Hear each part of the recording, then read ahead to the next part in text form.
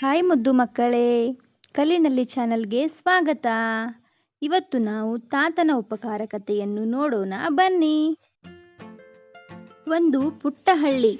ಅಲ್ಲಿ ಒಂದು ಕುಟುಂಬವು ವಾಸವಾಗಿತ್ತು.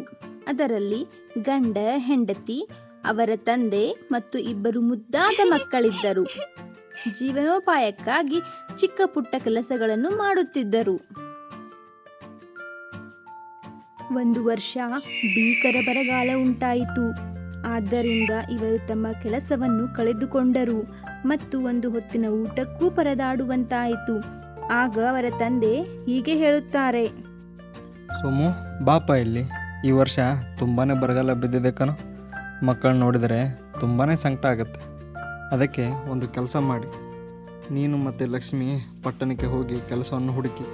ಇಲ್ಲಾಂದರೆ ಜೀವನ ತುಂಬ ಕಷ್ಟ ಆಗುತ್ತೆ. ಆದರೆ ಅಪ್ಪ, ನಿಮ್ಮನ್ನು ಮತ್ತು ಮಕ್ಕಳನ್ನ ಹೇಗೆ ಬಿಟ್ಟು ಹೋಗೋದು? ಹೌದು ಮಾವ, ಮಕ್ಕಳನ್ನ ಬಿಟ್ಟು ಹೋಗಿ ನನಗೂ ತುಂಬಾನೇ ಕಷ್ಟ ಆಗುತ್ತೆ.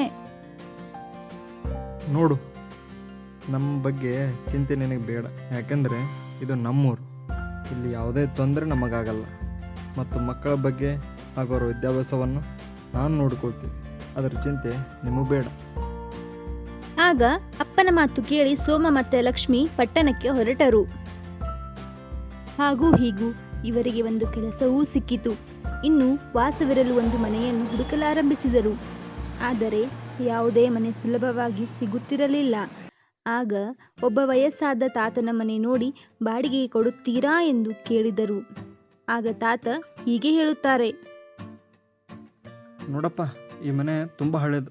ಅದಕ್ಕೋಸ್ಕರ ನಿಮಗೆ ಮನೆ ಕೊಡೋದು ನನಗೆ ಇಷ್ಟವಿಲ್ಲ. ನೀವು ಬೇರೆ ಮನೆ ನೋಡ್ಕೊಳ್ಳಿ. ಆಗ ಗಂಡ ಹೆಂಡತಿ ಇಬ್ಬರೂ ಮನೆ ಮತ್ತು ಊರಿನ ಪರಿಸ್ಥಿತಿಯನ್ನು ಹೇಳಿಕೊಂಡರು. ಆದರೂ ತಾತ ಮನೆ ಕೊಡಲು ನಿರಾಕರಿಸಿದ. ಆಗ ಇವರು, ಈ ಮುದುಕನಿಗೆ ಎಷ್ಟು ಅಹಂಕಾರ ನೋಡು ಎಂದು ಗನಗುತ್ತಾ ಹೋದರು. ಹೀಗೆ ಹುಡುಕುತ್ತಿರುವಾಗ ತಾತನ ಮನೆ ಎದುರೇ ಒಂದು ಮನೆ ಇವರಿಗೆ ಬಾಡಿಗೆಗೆ ಸಿಗುತ್ತದೆ. ಇವರಿಬ್ಬರು ಕೆಲಸಕ್ಕೆ ಹೋಗಿ ಬರುವಾಗ ತಾತನನ್ನು ನೋಡಿ ದಿನಾಲೂ ವ್ಯಂಗ್ಯವಾಗಿ ಆಡಿಕೊಳ್ಳುತ್ತಿದ್ದರು.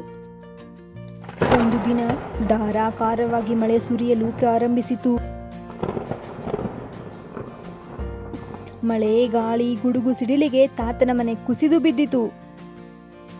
ಇದನ್ನು ನೋಡಿ ಗಂಡ ಹೆಂಡತಿಯರಿಬ್ಬರು ತಕ್ಷಣ ತಾತನ ಬಳಿ ಹೋಗಿ, ನೀನು ನಮಗೆ ಮನೆ ಕೊಡಲಿಲ್ಲ, ನಿನಗೆ ಹೀಗೆ ಆಗಬೇಕು ಎಂದು ನಕ್ಕರು.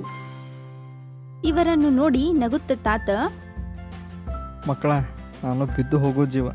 ನನಗೆ ಏನಾದರೂ ನಡೆಯುತ್ತದೆ.